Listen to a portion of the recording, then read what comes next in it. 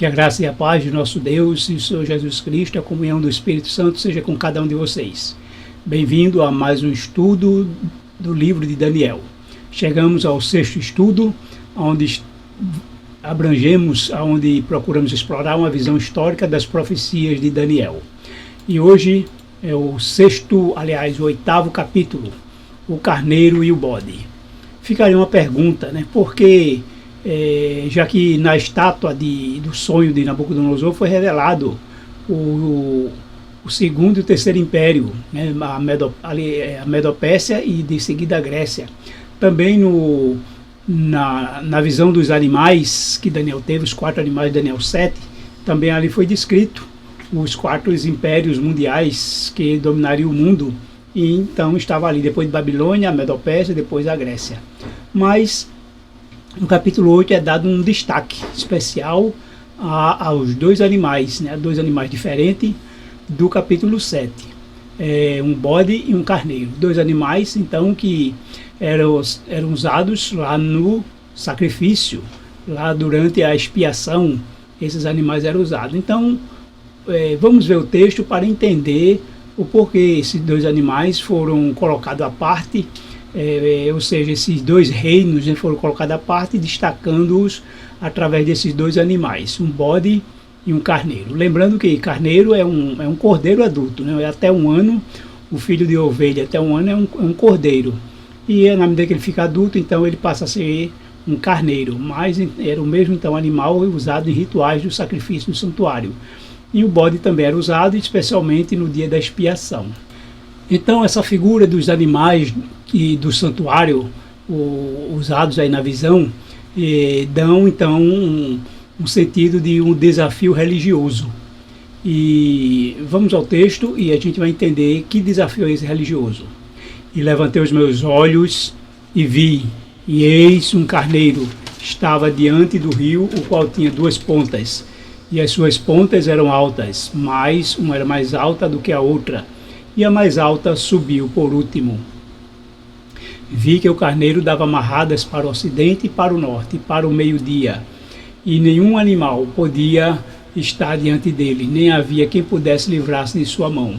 E ele fazia conforme a sua vontade e se engrandecia. E estando eu considerando, eis que um bode vinha do ocidente sobre toda a terra, mas sem tocar no chão.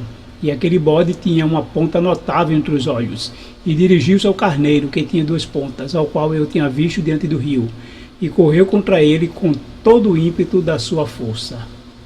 Então vemos aí que há um combate entre o carneiro e o bode. O carneiro e o bode eram animais usados no ritual do santuário.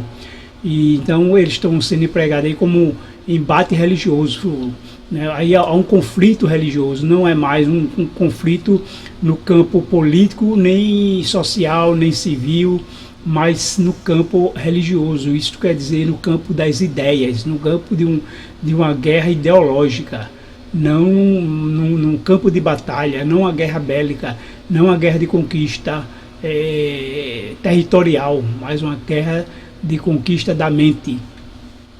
Então vamos entender que nessa guerra ideológica tudo como aconteceu lá no céu, aquele grande conflito foi um conflito ideológico, onde Deus foi acusado de que a sua lei era injusta ou era impossível de se obedecer, pois Deus era por demais ditatorial, ou então exigia algo além do que os anjos podiam lidar. Então, como hoje ainda alguns dizem, né, que Deus, a lei de Deus é impossível ser guardada. Então Deus seria injusto exigir de nós obediência a uma lei que seria impossível de ser guardada. E essa foi a mesma acusação de Satanás lá no céu. Isso é justamente uma guerra ideológica, é uma guerra onde nós vamos entender nessa guerra entre o carneiro e o bode. E aqui alguns detalhes, né, informando sobre a questão como era usado os sacrifícios e rituais do carneiro e do bode lá no dia da expiação. Então o carneiro sempre era oferecido por expiação, já o bode, um era escolhido para ser Azazel e o outro era para ser sacrificado. Então antes de a gente explicar, vamos explicar logo, né? Quando o anjo então agora dá o sentido e explicando o que significava o carneiro e o que significava o bode. Então o anjo diz claramente: aquele carneiro que viste com duas pontas são os reis da Média e da Pérsia.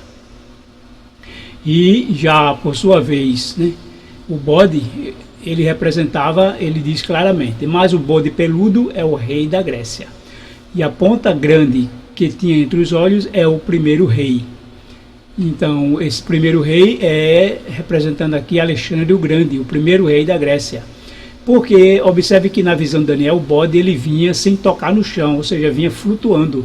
Isso dá o mesmo significado do leopardo com 4 asas, né? Tão veloz, tão rápido que nem pisar no chão voava. Isso devido à rapidez das conquistas de Alexandre, de 333, né? Quando ele partiu para conquistar a Pérsia, que ele assumiu em 336 com a morte do seu pai, né? E aí ele se torna o rei lá da Macedônia, e então em 333 ele parte para conquistar o mundo, e praticamente em 10 anos ele então tem todo o mundo aos seus pés. Uma rapidez, né, de uma conquista em 10 anos, coisas que ninguém fez, nem antes nem depois dele. E aí então os animais do santuário que vai nos representar esse desafio. Satanás ataca a verdade de Deus. Então observe que o rei, a Grécia, então eles atacam a Medopérsia. A Medopérsia nós já vimos que continua unificada sob o rei da Pérsia, por isso que diz que a ponta mais alta se levantaria depois, porque quando Babilônia caiu, quem dominava o mundo era, com a queda de Babilônia, que passou a dominar foi a Pérsia, a Medo, né? O rei Medo, Dario, mesmo antes de Babilônia, ele já tinha um vasto reino ao redor, que justamente já ameaçava a Babilônia. Por isso que a Babilônia já fez provisões para 20 anos em caso de um cerco, porque já viu que a Média já estava atuando, já fazendo conquistas, e brevemente sabia que chegaria a Babilônia, que já estava enfraquecida. E não deu outra, né? O general, na época ainda era o comandante das tropas, que era Ciro, então conquista a Babilônia, e o reinado cai então para Dario Medo. E com a morte de Dario, Ciro, que já era o rei da Pérsia, então unifica os dois reinos. Embora continue Medo-Pérsia, mas aí a Pérsia sobressai, né? Como igual no capítulo 7, né? Na visão do urso, quando diz que o urso se levantava sobre um dos seus lados, né? Mostrando a supremacia da Pérsia sobre os medos. E porque continua daí em diante, né? Continua até o fim a Média, né, os Médios, sendo um reino vassalo da Pérsia. Por isso essa interpretação. Mas a questão aqui não é uma briga política, não é uma guerra bélica, é uma guerra religiosa. Ou seja, a Grécia, ao conquistar a Medopérsia, ela passa a fazer agora, ter um domínio no mundo, um domínio de suas ideias. A Grécia, ela influencia o mundo desde então até os nossos dias com as suas ideias. O mundo todo, através do Império Helenístico, né, que são o domínio grego nas outras nações, se tornar helenizado é justamente adotar a cultura grega, os costumes gregos, um povo de outra nação, mas no momento que eles adotavam o costume grego, a cultura grega, as ideias gregas, ele passava a se chamar o helenista. Não era então, digamos assim, propriamente grego, mas ganhou esse termo de helenização. E então vamos entender isso, né, passando a entender o que era o que eram essas ideias gregas, né, o que era a filosofia grega que influenciou o mundo. Primeiramente, vamos entender que no Egito o monarca reinante era considerado divino, sendo concebido como uma geração física do Deus Supremo chamado Ra. Aqui tem Ré, mas na verdade a gente sabe que é o Deus Ra. O rei era uma espécie de epifania, né? Ou seja, manifestação do próprio Deus. Na Arábia, o rei era adorado como se fosse Deus. Para os sumerianos, babilônios e árabes, o rei era visto como filho adotivo de um ou de vários deuses. E então os colonizadores gregos deram continuidade a esse tipo de pensamento. Então eles, nas suas conquistas, chefiados por Alexandre, aliás, por Filipe da Macedônia, e posteriormente por seu filho Alexandre o Grande, assimilaram tais ideias, ou seja, da divindade humana. mesclando-as com a sua mitologia tradicional, que por si só já era bastante complexa. Então, dentro desse sincretismo religioso, encontramos o imperador romano sendo chamado de Divi Filius, né, o Filho de Deus. Os gregos criam que muitos homens descendiam fisicamente dos deuses. A ascendência divina é que determinava a existência dos reis, filósofos, sacerdotes e justos. Ou seja, qualquer uma pessoa boa, né, uma pessoa que um benfeitor ou alguém que fizesse algo extraordinário, vencesse uma guerra, deixasse um legado do bem para a nação, podia ser considerado como um filho de Deus. Então percebo que as lendas gregas, né, que traduzem esse pensamento, né, de homens deuses, semideuses, filho de deuses, a gente vê como na figura do Hércules, e isso faz parte dessa cultura grega. E não é a tal ponto que dentro dessa ideologia foi o que foi dito lá no Éden, né? Serei Deus, né? Um Deus é autossuficiente, ele tem vida própria, ele não depende de nada ou de ninguém e vive por si só. Seria essa, ou então um semideus, né? Ele é filho de Deus, então ele pode tudo. E essa visão grega tem se expandido por o mundo inteiro e chegado até nós, até os nossos dias. Então, essas crenças proliferavam, assumindo particularidades em cada cidade e até mesmo em cada família, crescendo ainda mais o número de divindades, sendo somado a isto um processo intenso de canonização, divino ou filho de Deus dos homens. Ou seja, né, esse costume de canonizar é a mesma coisa que está dizendo que aquela pessoa é divina. Você vê que a Igreja Católica só canoniza se houver a história de um milagre, né? Se aquele personagem tenha feito algum milagre para ele, então, mostrar a qualidade divina dele, né? Do personagem. Então, a canonização é, na verdade, dizer isso. Aquela pessoa é um Deus. Então, como Deus pode interceder entre os homens, como Deus pode, então, atuar em favor dos homens. Então, teria essa conotação também que a Igreja Católica, veja, que se apoderou dessas ideias, essas ideias gregas. E a gente vai entender que, além dessas e outras, praticamente o domínio papal durante 1260 anos, ele teve uma influência muito grande da Grécia, essa influência grega, na filosofia, na própria filosofia cristã da Idade Média, tanto através de Agostinho como São Tomás de Aquino, tem muito da influência grega nesse período de governo, e é justamente essas ideias que vai ajudar o papado a dominar o mundo e a incutir a sua autoridade sobre os povos. Todo homem, tendo prestado algum grande serviço à cidade, desde aquele que fundara até outro que lhe conseguir alguma vitória ou aperfeiçoar as suas leis, tornara-se um Deus para esta cidade.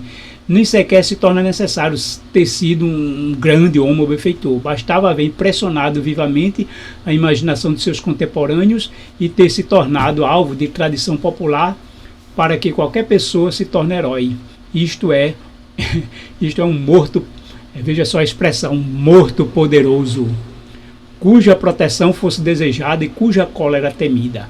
Os mortos quais fossem, eram os guardas do país, sob a condição de lhes prestar culto. Então, mais uma vez, né, vemos que a ideia surgida lá no Éden nunca perdeu o seu encanto ao longo de todas as civilizações, tanto lá da Suméria, Acádia, Assíria, Babilônica, e os gregos, na verdade, mesclaram, aperfeiçoaram, né, sempre essas ideias e depois expandiram para o mundo inteiro. Porque até então a Babilônia, digamos assim, não se expandiu tanto quanto o domínio grego no mundo inteiro. Então, observe o culto aos mortos, né, a veneração aos mortos por aquela pessoa ter sido um herói, ter sido então um santo, né, o quase santo, e aí passa a ser uma pessoa venerada, digna de ser lhe prestada culto, né, veneração aos mortos. Claro que a gente sabe que isso não teve origem grega, né, mas eles valorizaram e expandiram para o mundo. mas isso já existia desde o Éden. Então, Protágoras, que viveu de 480 a 410, partindo do princípio de que o homem é o senhor e padrão de toda a realidade, ele conduziu seu pensamento pelo pleno subjetivismo. Veja outra ideia grega. Nessa ideia de Protágoras, ele diz o seguinte: o homem é a medida de todas as coisas, das que são enquanto são e das que não são enquanto não são. Ou seja, o homem ele é tudo em si mesmo, ele é autossuficiente, ele é Deus, né? Ele não precisa de um Deus, principalmente devido à questão de o Deus terem a personalidade ou a característica de um ser humano. Então o homem ele podia então até, vamos dizer, controlar Deus, para que Deus fosse o que ele quisesse ou fizesse o que ele quisesse. Então logo a visão de que o homem é maior do que Deus nesse tipo de pensamento, e é essa ideia que ajudou a identificar a próxima ideia, que é a apatheia, né? Aliás, vou falar da apatheia para falar justamente da anterior, o que é a apatheia, né? Que deu origem ao termo apatia, como se fosse indiferença, mas na verdade não é. Apatheia para os gregos significava uma incapacidade total de sentir emoções como alegria, tristeza, raiva ou pena. Eles acreditavam que um Deus perfeito e imutável não podia ser afetado por sentimentos, porque isso significaria que algo externo tinha influência sobre ele. Ou seja, né, um Deus todo-poderoso, ele se condoer, ter compaixão, misericórdia, ficar triste ou alegre com a situação ou com as questões humanas. Então, que Deus é esse? Ele não seria Deus. Então, para os gregos, um Deus verdadeiro, ele seria impassivo, ele não se deixaria tocar ou abalar pelas questões humanas. Então, dentro dessa questão da apatheia, teria incapacidade de sentir. Para os gregos, um Deus verdadeiro não poderia sentir emoções, porque isso implicaria uma mudança ou reação, algo que eles viam como fraqueza ou imperfeição, né? É como você conseguir dobrar uma pessoa apelando, chorando, tentando que a pessoa ceda, né, aos seus pedidos, aos seus caprichos, e isso seria uma fraqueza, né? Um Deus não poderia ser assim. A imutabilidade divina, dentro desse contexto da apatheia, que diz que se Deus pudesse sentir emoções, então os seres humanos, os eventos poderiam afetá-lo, sugerindo que Deus não é totalmente poderoso ou autossuficiente, a ponto de sentir as mesmas emoções que os homens, né? Eles ignoravam o fato de que Deus é o Criador do homem, então fez a sua imagem e semelhança. Na verdade, o que o homem é o que Deus realmente também é. E não o contrário, né? Não é o homem que manipula Deus, na verdade nós revelamos a imagem de Deus.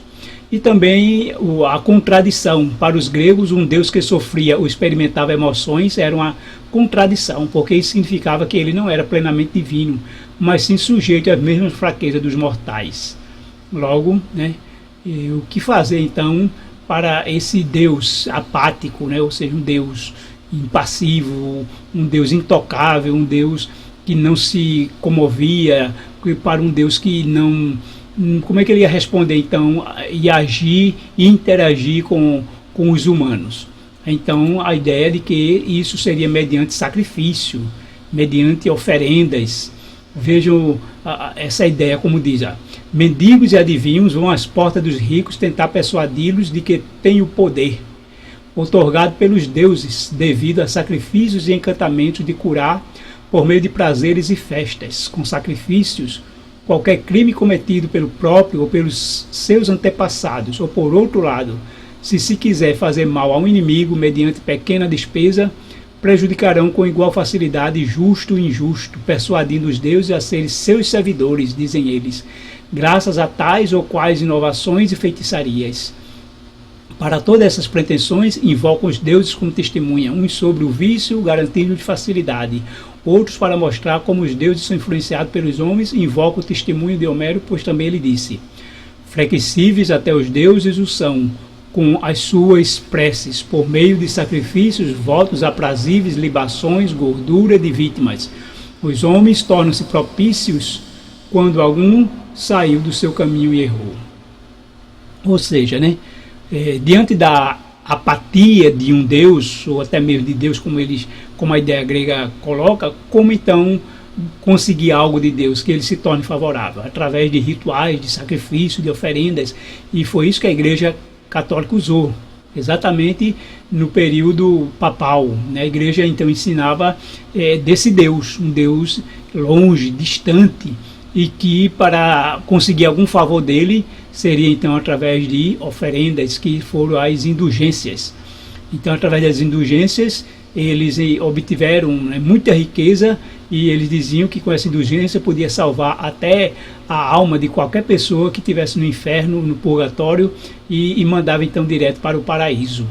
Então, além de perdoar pecados e conseguir qualquer que sejam os favores divinos, através de rituais, de sacrifícios e de indulgência. Então, Deus não se comovia, ou em outras palavras, o que ele quer dizer é o seguinte, né? Deus não se comovia com orações, Deus não se comovia com as petições dos seus filhos, mas só atenderia através de sacrifícios, de oferendas de indulgência. E essa ideia nós vemos que continua até hoje, né? Tem igrejas praticamente que vive dessa ideia de que Deus, ele dá a bênção conforme a renda, ou Deus só atende com rituais de sacrifício. Não adianta orar se não oferecer nada a Deus. Veja que essa ideia até hoje prevalece no meio cristão, no meio evangélico. E é por isso que então essa briga, essa visão aí do bode, né, que derruba o carneiro no chão, pisa, espezinha, né, joga no chão e prevalece sobre ele, mostrando a ideia grega que está prevalecendo no mundo até hoje. Mesmo a Revolução Francesa tem sido outro impulso para as ideias gregas, né, outro impulso que trouxe ao mundo, né, as ideias da democracia, as ideias da antropologia, ou seja, né, colocou o homem como um ser supremo, acima de tudo e de todos. O homem como autossuficiente, o homem que tem uma iluminação dentro de si, a ponto de resolver todos os seus problemas através da sua sabedoria, então com o uso da ciência, do pragmatismo. Assim tem sido essa ideia. Então, quando mostra o bode realmente botando o carneiro por terra, é justamente o que ele fez, né? Nesse combate entre o carneiro e o bode, mostrando a questão aí da ideologia, a guerra ideológica, mostrando que as ideias, o pensamento, a guerra pela mente tem prevalecido a Grécia sobre todo o mundo, sobre todas as ideias humanas que hoje, até hoje prevalecem no mundo, né? Então, ao adiantar aqui, onde a gente parou, então vamos ver alguns conceitos a mais de onde a gente parou. Então diz que esse bode se engrandeceu, vamos ver aqui, aliás, né? Continuando aqui a explicação, diz que esse bode se engrandeceu em grande maneira, mas estando na sua maior força, aquela grande ponta foi quebrada e subiram no seu lugar 4, também notáveis para os 4 ventos do céu. Nós também já vimos que com a morte de Alexandre, houve as guerras, né, guerras dos diádocos, durante praticamente quase 20 anos, e no final ficaram os 4 generais de Alexandre para reinar sobre o império de Alexandre. Um deles, Antígono, queria, na verdade, assumir todo o reino ele sozinho. Então, depois, acho que 10 anos depois, então, os 3 se juntaram e subjugaram Antígono, e os 3 então prevaleceram no mundo, e depois praticamente ficou o reino do norte e o reino do sul, os Seleucidas na Síria, né, e os Ptolomeus no Egito. Então no capítulo 7 nós vimos aí os 4 generais de Alexandre, Cassandro, Lisímaco, Ptolomeu e Seleuco, e são os mesmos aqui de Daniel 8, né? E de uma delas, né, ou de um deles, há uma versão porque diz que o carneiro dava chifrada, né, ou marrada para os 4 ventos do céu, e fala que quebrou o chifre, né, e depois desse chifre saíram 4 também. Mas quando fala aqui de uma delas, no sentido aí feminino, Então está se referindo aos 4 cantos, porque no contexto original, enquanto o chifre é masculino, no caso os 4 cantos tem um termo feminino, e por isso que diz que de uma delas, ou seja, de um dos 4 cantos da terra, não de um dos chifres, porque alguns interpretam que esse chifre pequeno seria Antíoco Epifânio, que fechou o santuário, que sacrificou um porco no altar, mas o contexto todo não mostra que Antíoco Epifânio não preenche a profecia. Essa profecia não pode ser resumida a Antíoco Epifânio. Então, de uma delas saiu uma ponta muito pequena, o qual cresceu muito para o meio-dia, ou seja, para cima, né, para o oriente e para a terra formosa. Então, houve aí, na verdade, Antíoco Epifânio ele perdeu a guerra, ele estava avançando sobre, inclusive já tomou uma vasta parte do território, estava avançando contra o Egito, já tinha tomado quase todo o Egito, só não conseguiu Alexandria, mas Roma veio e pôs um limite à sua conquista. E então, quando chegou perto dele, o general romano, pedindo para ele sair do Egito, ele disse que precisaria de um tempo e que iria pensar, mas o general traçou um círculo onde ele estava e disse que ele só devia sair daquele círculo com a decisão. E ele, temendo uma guerra contra Roma, né, já sabendo do poderio de Roma, ele então disse que abandonaria todas as suas conquistas. Então percebo que Antíoco Epifânio então não preenche essa visão aqui, porque a conquista aqui é grande, inclusive a Terra Formosa, né? Não era só a Terra Formosa, porque quando ele sai do Egito, ele então houve de uma rebelião lá em Jerusalém, inclusive o povo lá estava comemorando, porque chegou a notícia que Antíoco tinha sido morto, na verdade não foi, então ele praticamente como se tivesse descontado toda a sua raiva em cima do povo judeu, mas o agir dele foi local, foi só em Jerusalém. Ele não teve mais, porque ele perdeu, ele teve que entregar a Roma todas as suas conquistas. Então essa ponta pequena não é Antíoco Epifânio, e é justamente de uma das divisões da Grécia, ou dos 4 cantos. E aí surgiu um chifre pequeno, que a princípio, esse chifre pequeno, como nós vimos no capítulo 7, né, a ponta pequena, que representava de início o Império Romano, mas com a continuação do Império do poder papal, né, ou seja, Roma papal. Porque esse império ele não é só político, porque ele tinha o aspecto religioso. Quando diz que se engrandeceu até o exército do céu, e alguns do exército e das estrelas deitou por terra e os pisou. E se engrandeceu até o príncipe do exército, e por ele foi tirado o contínuo sacrifício, e o lugar do seu santuário foi lançado por terra. Então, quem é o príncipe do exército? Quem é ele? O príncipe, claro, e a gente já viu em outros textos que o príncipe se refere a Jesus. E esse anticristo, a Bíblia também diz, né, Paulo diz em 2 Tessalonicenses 2:3, ninguém de nenhuma maneira vos engane, porque não será assim sem que antes venha a apostasia e se manifeste o homem do pecado, o filho da perdição. Então aqui está falando do anticristo, aquele que é contra Deus, a ponto de sentar-se no trono de Deus, ostentando-se como se fosse o próprio Deus. Então ele é, na verdade, alguém que se passa como se fosse Deus, mas na verdade quer o lugar de Deus. E ele não passa de um filho da perdição, porque ele se opõe, se levanta contra tudo que se chama Deus e se adora, de sorte que se assentará como Deus no templo de Deus, querendo parecer Deus. Essa é a característica do anticristo, porque ele quer tomar o lugar de Deus e agir como Deus, não como um representante de Deus, que depende de Deus. Então observe que a Igreja Católica Romana, ela constitui, né, uma tentativa de restabelecimento da velha teocracia de Israel, com o ritual do santuário. O que era feito lá no santuário, a Igreja Católica é como deu o exemplo lá dos gregos, né, que pega os costumes antigos, as ideias antigas e adota no costume helenista. Então a Igreja Católica ela então tem também essa mesma arte, essa mesma técnica. E percebo que a Igreja adotou a parte principal do ritual, juntamente com alguns cerimoniais do paganismo, né? Ao misturar o ritual do santuário bíblico com questões, com ideias pagãs. ela possui um estabelecido ritual do santuário, com seus sacerdotes, sumos sacerdotes, levitas, cantores e mestres. Possui um serviço de sacrifício, culminando na missa, com o ritual que a acompanha e a oferta de incenso. Tem os seus dias de festa, segundo o costume israelita, né? Principalmente dedicado aos santos. Tem os seus círios, como aqui no Brasil, muito famoso Círio de Nazaré. Seu altar de incenso, sua mesa com pão e seu altar-mor. Em evidência está a pia com água benta. Observa-se a missa diária. É quase completo o paralelo entre a antiga religião israelita e a católica romana.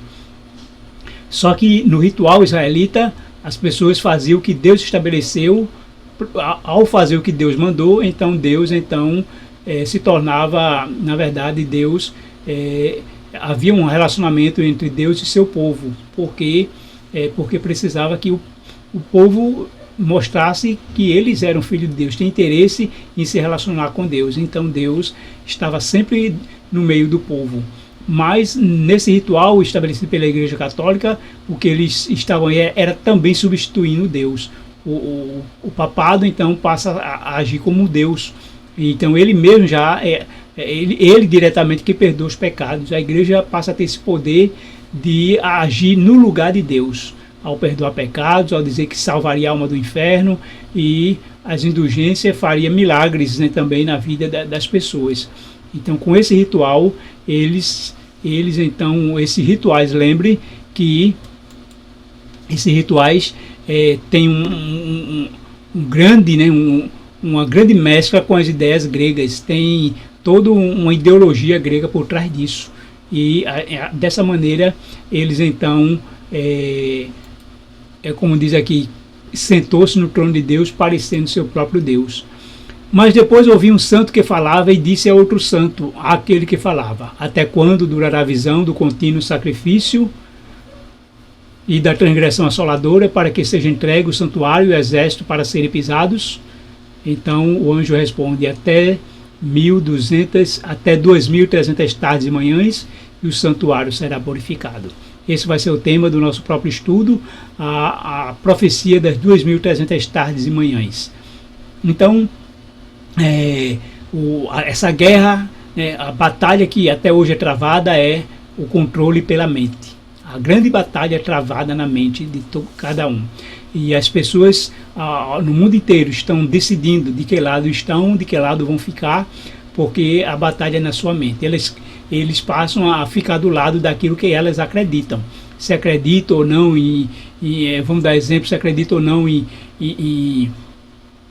questões de pandemia, de saúde, dos antídotos ou das doenças, ou se acredita ou não no que o furacão é causado pela natureza. Outros dizem que não, que é os homens que criam e controlam os furacões e direciona para onde querem. Então, são ideias.